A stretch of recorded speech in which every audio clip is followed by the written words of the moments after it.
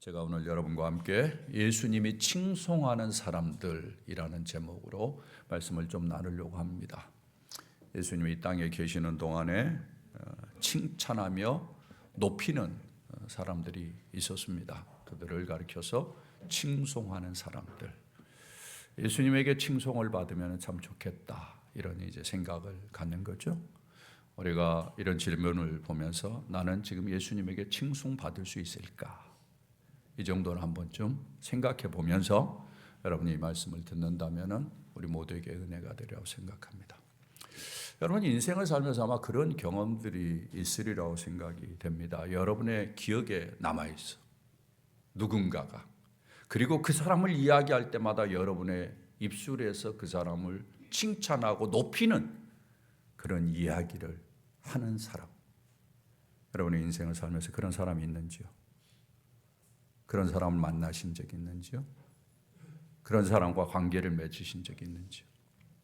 아니면 바꿔서 여러분이 인생을 살 때 여러분 주변에 있는 사람들이 여러분의 모습을 보면서 또 여러분을 보면서 다른 사람에게 이야기하기를 칭송하는, 내가 이 사람을 잊어버릴 수가 없다, 이렇게 칭송해 주는 그러한 모습으로 인생을 살았는지요? 우리가 인생을 살면서 한 번쯤은 질문해 보아야 될 부분이라고 생각이 되어집니다. 우리가 인생을 살면서 그런 칭송을 하지도 못했고 받지도 못했다면 어떤 면에서는 우리의 삶이 뭔가 좀 문제가 있지 않는가, 한번 좀 돌아보고 생각해 봐야 되지 않을까, 이런 생각이 듭니다. 사람에게 칭송받지 못하고 사람들을 칭송하지 못한다면 예수님에게 칭송받고 예수님을 칭송하는 일이 자연스럽지 않을 수 있습니다. 오늘은 그런 주제를 좀 다루려고 합니다. 여러분들이 칭송하는 사람들, 또 여러분들이 칭송을 받을 때는 그냥 칭송이 되어지지 않죠. 거기에는 늘 그것과 연관된 스토리가 있습니다. 어떤 스토리입니까? 대부분 여러분이 기억하면서 칭송하는 사람들을 보면은 여러분들이 위기에 빠졌을 때, 여러분이 편이 되어준 사람, 여러분이 고통을 받을 때 여러분의 손에 붙잡아준 사람, 여러분에게 손을 내밀어 준 사람, 뭔가 내가 힘들 때 나를 대변해 준 사람, 아마 이런 스토리들이 있지 않을까라는 생각이 듭니다. 그런 사람들의 스토리는 잊어버릴 수가 없죠. 그래서 그런 사람들을 기억하고 우리는 그런 사람들의 이야기가 나오면은 늘 고백을 하고 자랑을 합니다. 저희 인생을 돌이켜 볼 때도 저에게도 많은 이제 스토리들이 있습니다. 저는 지금도 잊어버리지 못하고 그 친구 이야기가 나오면 제가 어디에서든지 칭송하는 사람이 있습니다. 제가 1988년도에 처음 미국에 방문을 하게 되었습니다. 교회에서 보내주셔가지고 그때 당시에 시카고에서 세계 선교대회가 처음 있었는데 위튼 대학에서 거기에 참여할 수 있는 기회가 됐어요. 그래서 참여하면서 제가 미국에 오니까 이제 그동안 저와 관계했던 사람이 저를 LA를 들려서 가라라고 이야기를 했어요.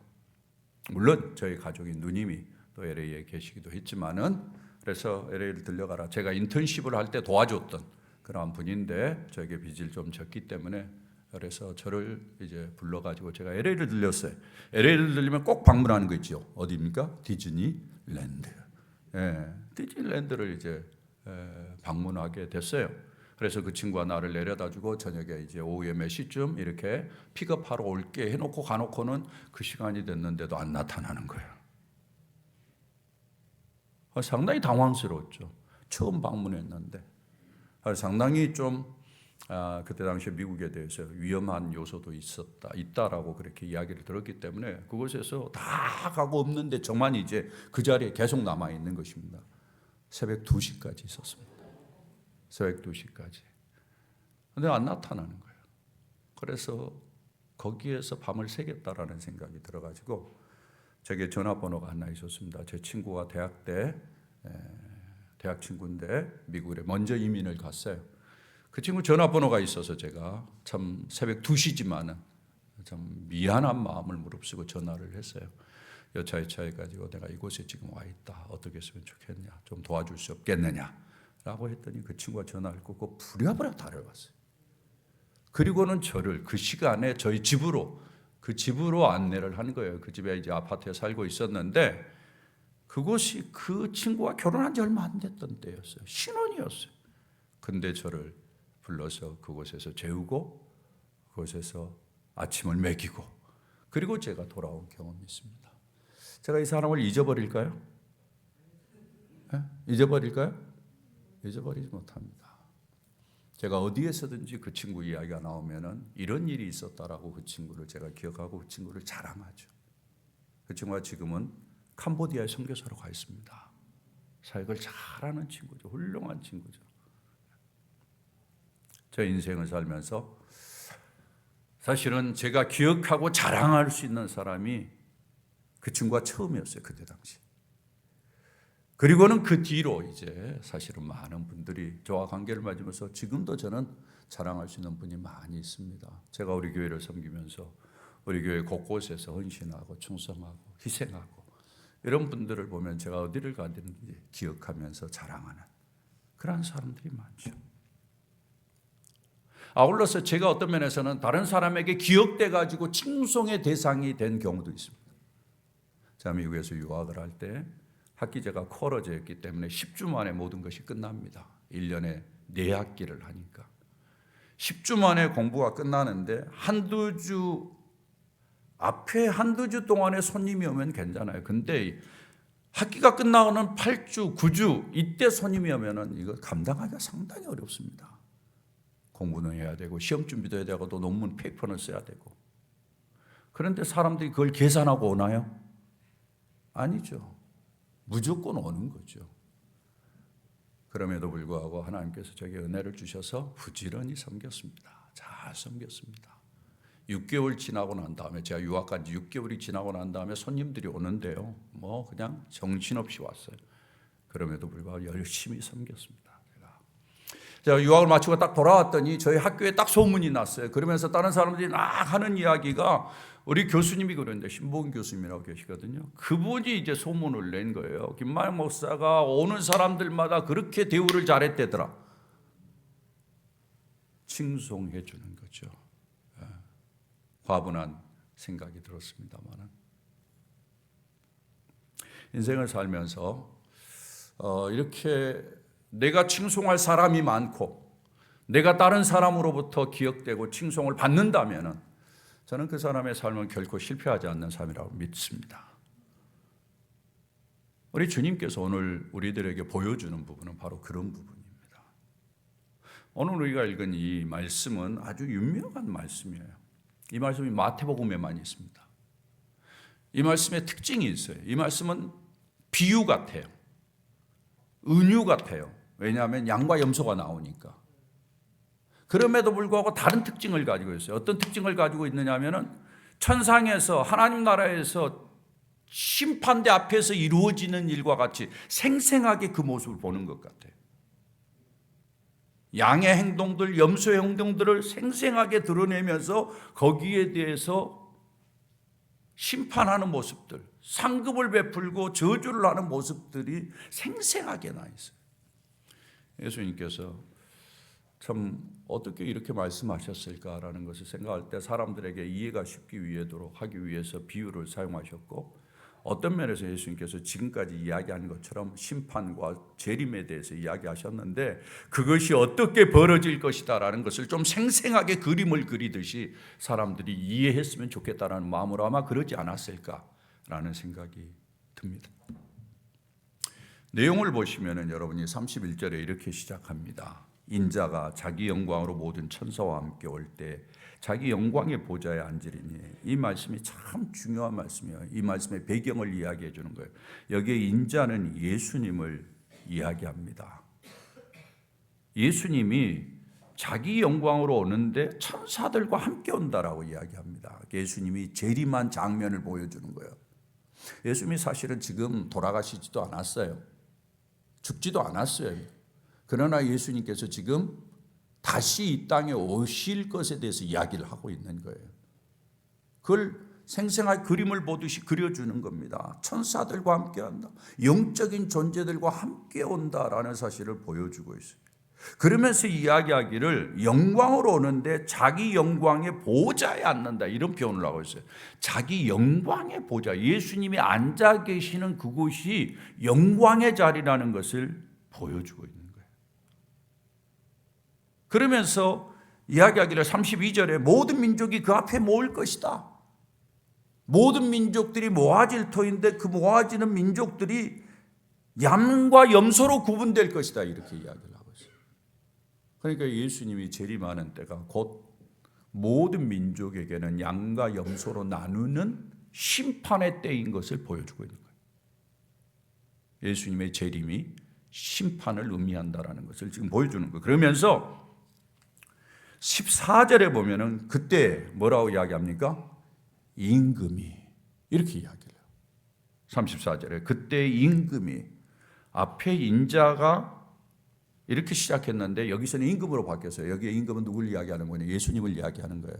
예수님에 대해서는 인자라는 표현을 썼고 예수님에 대해서 임금이라는 표현을 썼어요. 임금이라는 표현을 쓴 것은 임금이 통치자요, 임금이 지배자요, 임금이 심판하는 그러한 역할을 하는 것을 드러내는 거예요. 그래서 임금이 이제 자기 앞에 있는 사람들에게 한쪽은 양이요, 한쪽은 염소요, 그들에게 하는 이야기가 쭉 여기에 언급됩니다. 이 스토리는 여러분이 이제 읽으면서 잘 보셨으리라고 생각합니다. 그 임금이 오른편에 있는 사람들에게 내 아버지에게 복받을 자들이여 이야기를 했어요. 여기 아버지는 하나님을 이야기합니다. 하나님 아버지에게 복을 받을 자들이다 너네들은. 왜? 35절부터 그걸 설명하고 있어요. 내가 줄일 때 너희가 먹을 것을 주었고 목마를 때 마시게 하였고 나그네 되었을 때 영접했다라고 설명을 합니다. 그 다음 이야기가 흥미로워요. 37절에 이에 의인들이 대답하여 이르되 주여 우리가 어느 때 주께서 줄이시는 것을 보고 음식을 대접하였으며, 주님이 너희들이 나에게 이렇게 했다라고 이야기하니까 거기에 의인들은 예수님을 믿는 사람들을 이야기하는 거죠. 그들이 대답하기를 우리가 언제 했습니까? 그 말은 무슨 말이에요? 예수님이 착각한 거예요? 아니면 의인들이 착각한 거예요? 예수님은 착각하지 않았어요. 사실을 이야기한 거예요. 그런데 의인들이 왜 이야기를 했을까요? 의인들은 당연한 일이라고 생각했기 때문에, 그것이 자기의 기억에 남을 일이 없어요. 당연하고 마땅해야 될 일이라고 생각했기 때문에 그게 자랑거리가 되지 않는 거예요. 그래서 이렇게 이야기를 한 겁니다. 그때 예수님께서 하시는 이야기가 40절에 이렇게 이야기합니다. 너희가 여기 내 형제 중에 지극히 작은 자 하나에게 한 것이 곧 내게 한 것이다.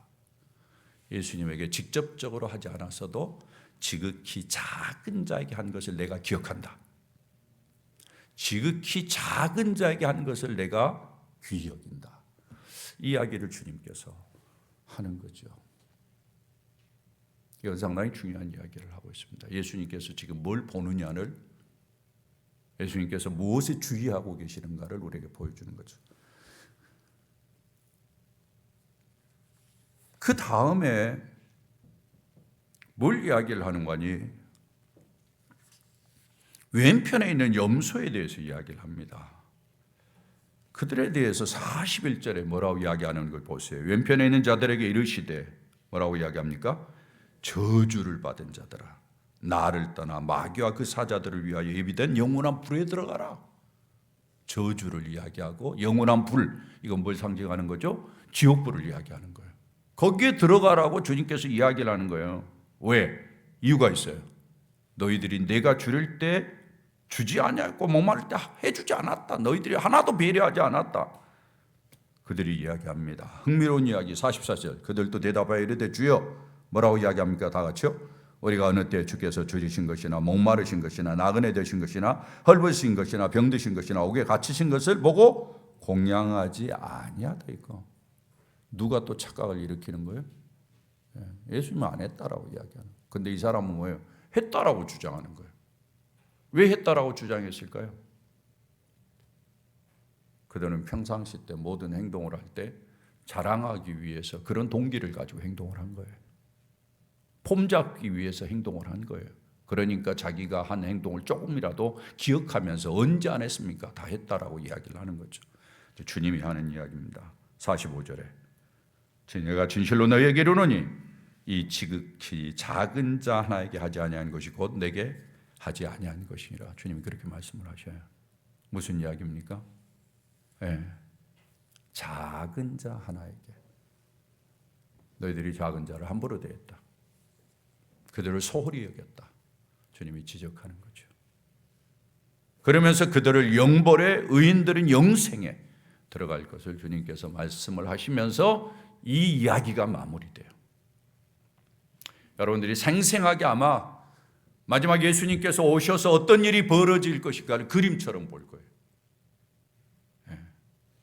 어떤 일이 벌어질 거지. 이걸 주님께서 그림처럼 보여준 것입니다. 이 사실이 이제 그대로 이루어지는 거예요. 우리가 전혀 경험하지 못한 일일 터인데 예수님이 재림하시는 그때 모든 사람들이 예수 앞에 설 거고 그 앞에 두 가지로 딱 나눠질 거고 한 사람에 대해서는 주님이 칭송을 할 거고 한 사람에 대해서는 주님이 저주하고 벌을 내리시는 그러한 역사들이 그러한 일들이 일어나게 될 거예요. 이 그림을 주님께서 지금 보여줘요.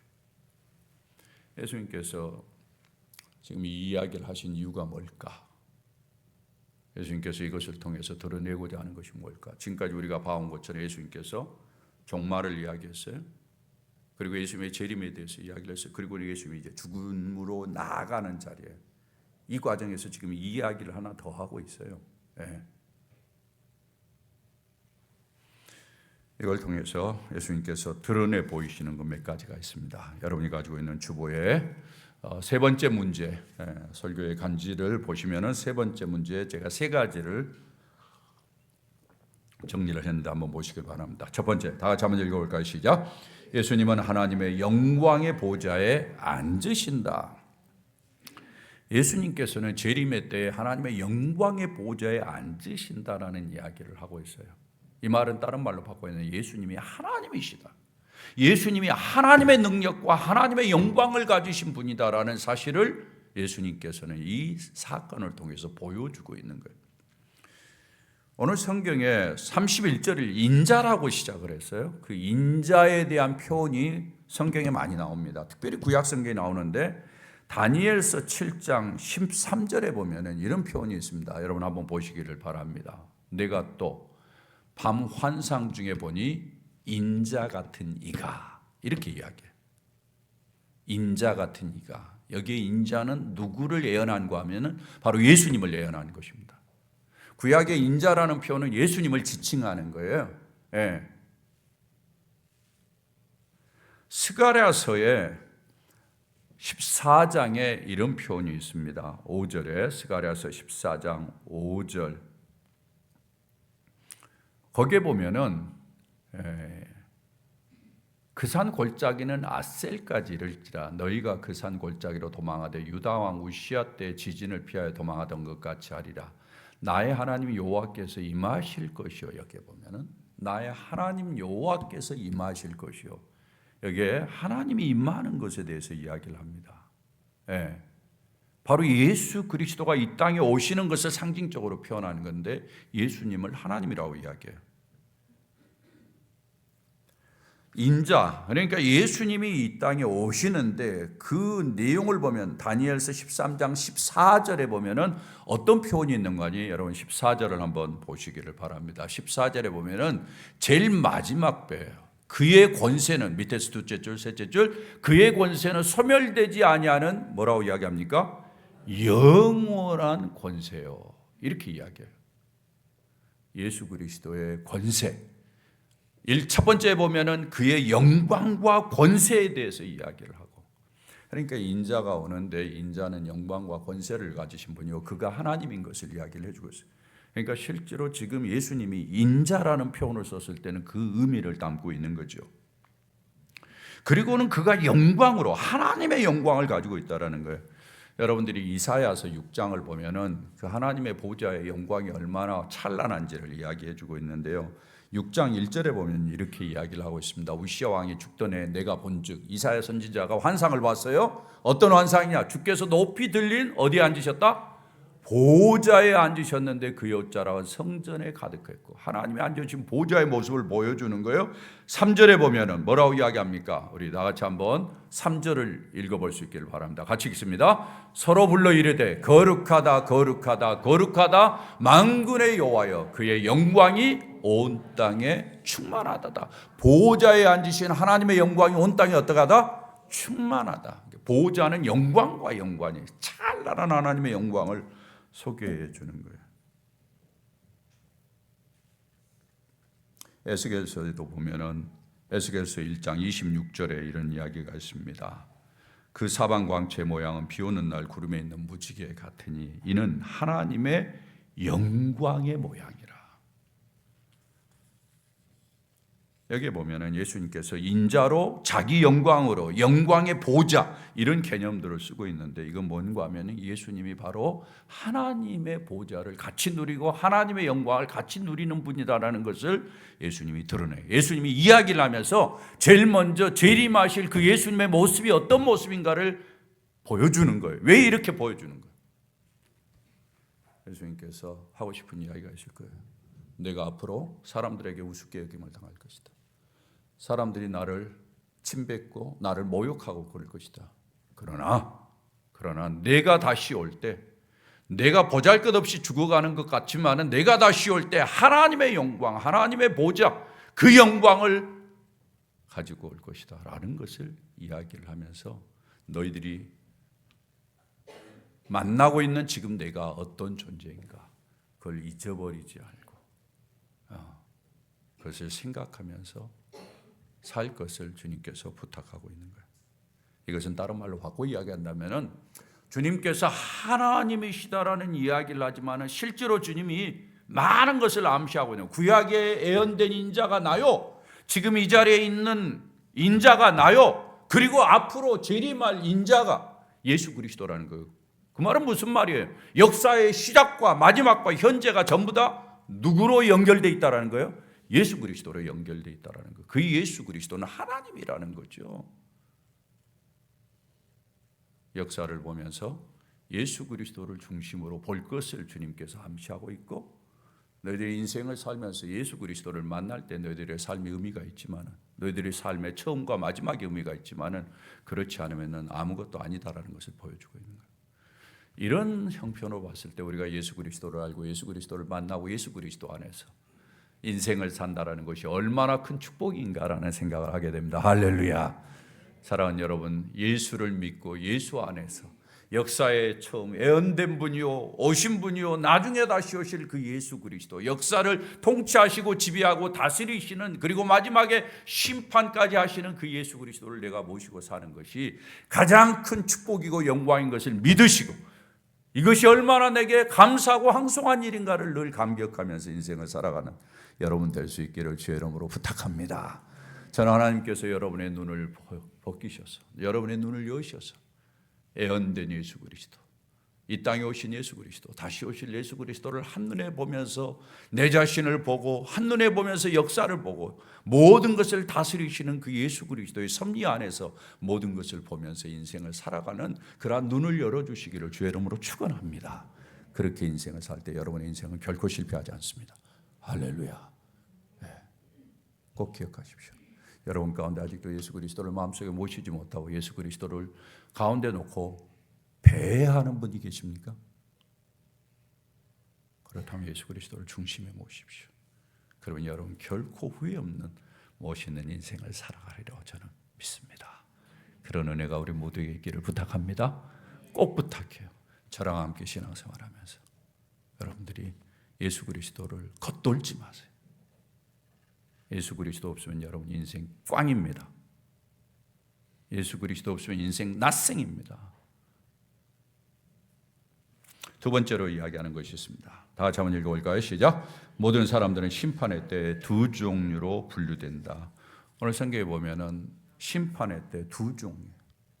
중간은 없습니다. 딱 두 종류예요. 양이든지 염소든지. 예.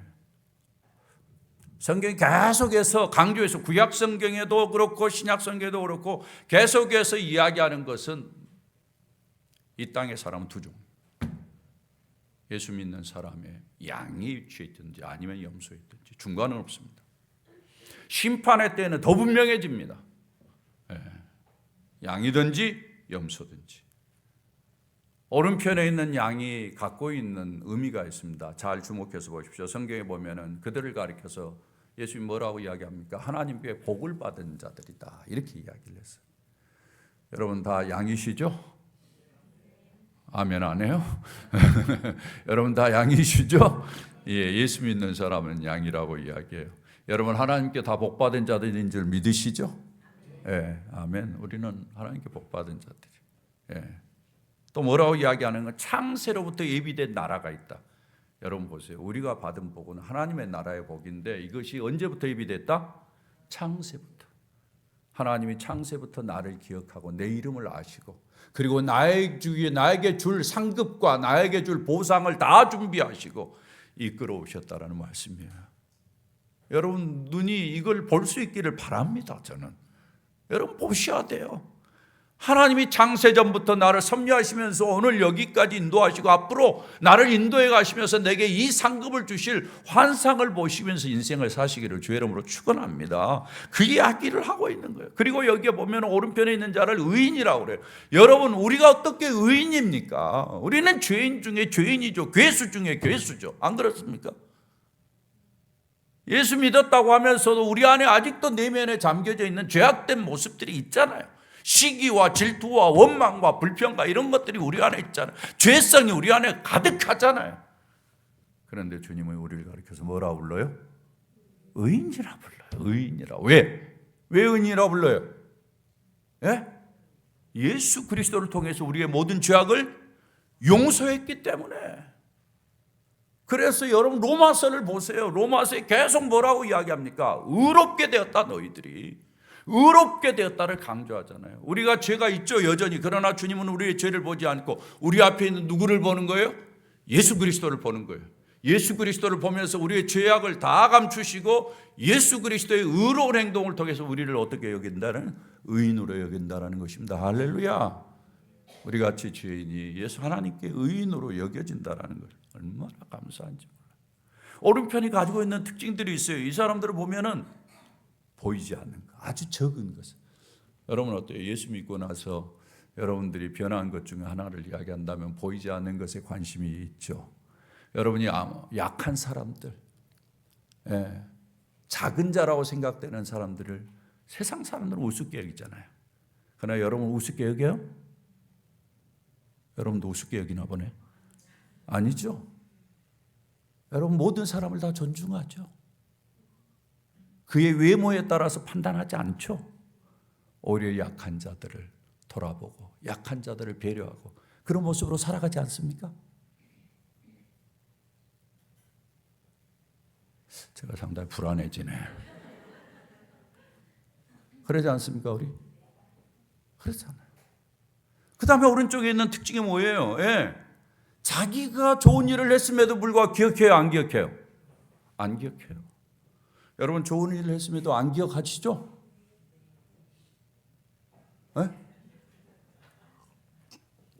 내가 이런 일을 했는데 목사님이 왜 안 알아주냐고 소리 지르지 않잖아요. 내가 이렇게 헌신하고 봉사하는데 목사님이 왜 안 알아줘? 이렇게 하지 않잖아요. 우리 교회에서 그런 적이 없어요. 오른쪽에 있는 사람들의 특징이에요. 제가 보니까 이 오른쪽에 있는 사람들을 다 보면은 예수 잘 믿는 사람들의 모습을 그대로 드러내 보여주고 있는 거예요. 그대로 예수 잘 믿는. 사랑하는 여러분, 우리가 예수 믿고 이런 모습으로 살아갈 수 있다. 물론 완전하진 않죠. 그러나 이런 경향성을 가지고 살아갈 수 있다는 것이 저는 축복이라고 믿습니다. 주님이 그것을 기억하는 거예요. 여러분 다른 사람이 기억 안 해도 주님이 기억하면 되잖아요. 주님이 그런 사람들을 칭송하는 거예요. 왼편에 있는 사람들 보세요. 저주를 받은 사람들 특징이 있어요. 그들을 염소라고 불렀어요. 염소는 뭐예요? 양과는 다릅니다. 상대적으로 거칩니다. 염소는. 그리고 염소는 상대적으로 좀 키우기도 힘듭니다.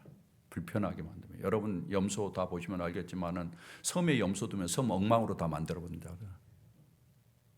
다 먹어치워 가지고 그런다고 그러잖아요. 성경에 보면은 염소는 보면은 자기 한 일을 기억하고 자랑해요. 작은 자를 소홀히 여겨요. 업신 여겨요. 여러분 우리는 그렇게 살지는 않잖아요. 그렇죠? 우리는 실제로 내가 순종을 못하도 마음으로부터 그렇게 막 업신여기고 막 그러지는 않잖아요. 안 그렇습니까? 예. 그러니까 참 예수님을 모르는 사람들의 모습이 이런 모습인 것을 이야기해 주고 있습니다. 예. 궁극적으로는 두 종류로 나눠. 주님께서 왜 이야기를 보여주시는가? 우리로 하여금 참으로 어떤 위치에 서서 인생을 살아야 될 것인가를 보여주는 거죠. 사랑하는 여러분, 지금까지도 여러분이 양으로서의 아름다운 특징들을 가지고 인생을 살아오셨는데 앞으로도 계속해서 그런 모습으로 살아가는 축복이 있기를 주의 이름으로 부탁을 드립니다. 그 사람들을 주님이 기억하세요. 마지막입니다. 다 같이 한번 읽어봅니다. 시작. 예수님은 각 사람의 행위를 보신다. 그리고 심판한다. 34절과 40절에 보면은 오른쪽에 있는 양을 향한 보상이 언급이 되어 있고요. 40절에는 염소를 향한 저주의 말이 언급이 되어 있습니다. 심판의 말이 언급이 되어 있어요. 그런데 이것이 우리에게 보여주는 것이 있습니다. 이 모든 것을 결정하는 가장 중요한 것은 뭔가 하면 행위라는 것입니다. 행위. 어떻게 했느냐라는 거예요. 행위를 따라 심판하시는 것을 보여주는 거예요. 예수님이 기억하며 칭송하는 행위를 한 사람들을 보십시오. 예수님이 줄일 때, 목마를 때, 나그네 되었을 때, 헐벗었을 때, 병들었을 때, 옥에 갇혔을 때 예수님을 돌아보는 거예요. 이건 무슨 말이에요? 작은 자들을 돌아보는 거예요. 이런 처지에 있는 사람들을 돌아보는 거예요. 그런 행위를 하는 거예요. 예수님이 저주하는 사람들을 보십시오. 작은 자들을 돌아보지 않는 거예요. 중요한 이슈를 이야기해 주고 있습니다. 네가 믿음이 있느냐? 믿음이 있다면 네 행위로 보여라. 뭐라는 거예요. 네 행위가 작은 자들에 대해서 어떻게 하느냐? 주님이 보이라고 이야기해요. 사랑하는 여러분, 예수님께서 이야기를 보여주는 것은 사람들에게 너네들이 지금 어떻게 행동하는 걸 내가 보고 있다, 카운트하고 있다라는 것을 이야기해요. 사랑하는 여러분, 우리 주님이 우리의 행위를 다 보고 계시리라 저는 믿습니다. 지극히 작은 자들, 사람들이 소홀히 여기는 자들, 어쩌면 능력이 없는 자들, 그들을 돌아보고 배려하고 그들의 필요를 생각해 주는 그런 아름다운 모습. 뭔가를 했음에도 불구하고 기억하지 아니하고 마땅한 일로 생각하고 최선을 다하는 그러한 모습. 주님이 기억하는, 주님이 인정하는, 칭송하는 사람들의 모습입니다. 우리 모두 다가 그렇게 인생을 살기를 바랍니다. 그래서 주님이 심판하는 그 자리에 섰을 때 우리의 행위가 부족하고 연약했지만은 그래도 주님이 기억하고 칭송해 줄 수 있는 사람이 되었으면 좋겠습니다. 사랑하는 여러분, 우리 주변을 돌아보십시다. 지금 우리는 어떤 면에 보면 줄인 자들, 목마른 자들, 나그네 된 자들, 헐벗은 자들, 병든 자들, 옥에 갇힌 사람들, 어떤 사람들은 내 옆에 있는 것 같은데 어떤 사람은 좀 관계가 없는 것 같은 느낌이 있어요. 그렇죠. 어떤 사람 내가 만난 사람 가운데 이런 사람들이 없는지도 몰라요. 그럼에도 불구하고 주님은 이 이야기를 보여주는 거거든요. 무슨 이야기예요? 꼭 그런 사람을 만나서가 아니라 그런 사람들을 생각하면서 그런 사람들의 입장에 있을 사람들에게 마음을 주라 이 말이에요. 밀라노 올림픽에 훈훈한 이야기가 있습니다. 미국의 아이스하키 팀이 46년 만에 이겼다고 그러네요. 거기에 조지 가도라는 사람이 언급이 됐는데 이 사람이 그 미국 아이스하키 공격팀의 아주 훌륭한 선수였던 것 같아요. 그런데 2024년도에 세상을 떠난 겁니다. 음주운전한 사람의 차에 치여가지고 세상을 떠났어요. 그런데 그가 상당히 공격수였기 때문에 아이스하키의 공격수는 상당히 중요하죠. 열심인 사람이죠. 그리고 올림픽 메달에 대해서 아주 그 간절한 소원이 있었던 것 같아요. 그래서 그 친구들이 그 형제의 등번호가 13번인데 그 유니폼을 낙하에다가 걸어놓고 계속해서 그 친구를 생각하면서 우리가 그 친구를 생각해서라도 우리가 이번에 이기자. 그러면서 의기투합을 했다고 그래요. 결국은 이겼죠. 그래서 우승컵을 지는데 시상 현장에서 일어난 일입니다.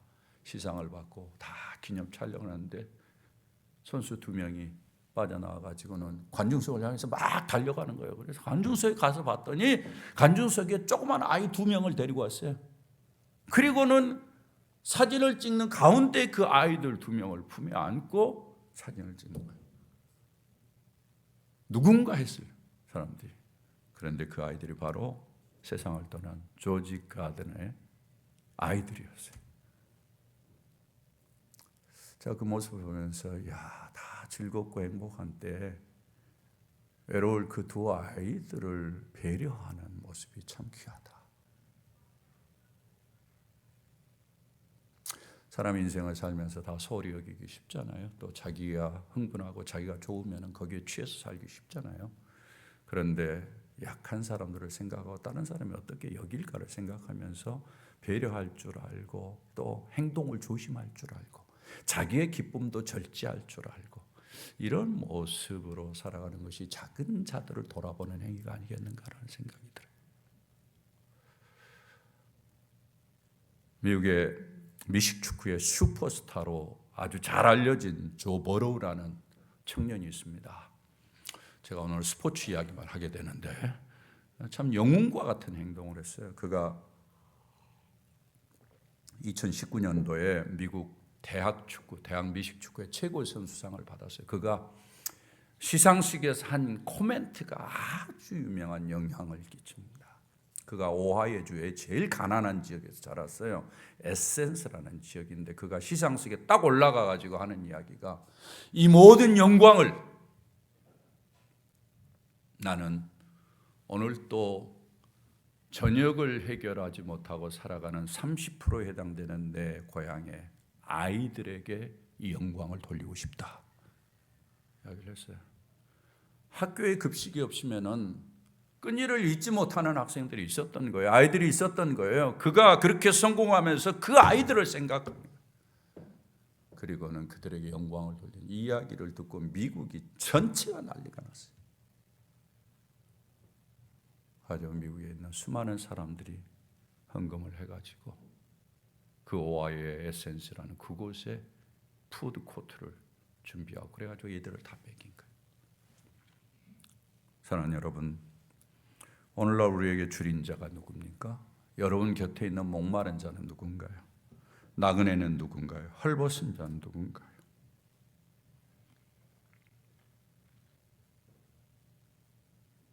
병든 사람들.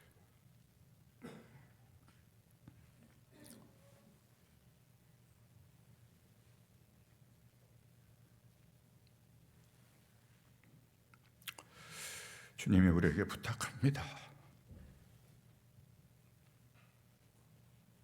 그들을 생각하면서 행동하고 그들을 마음에 담고 살아내고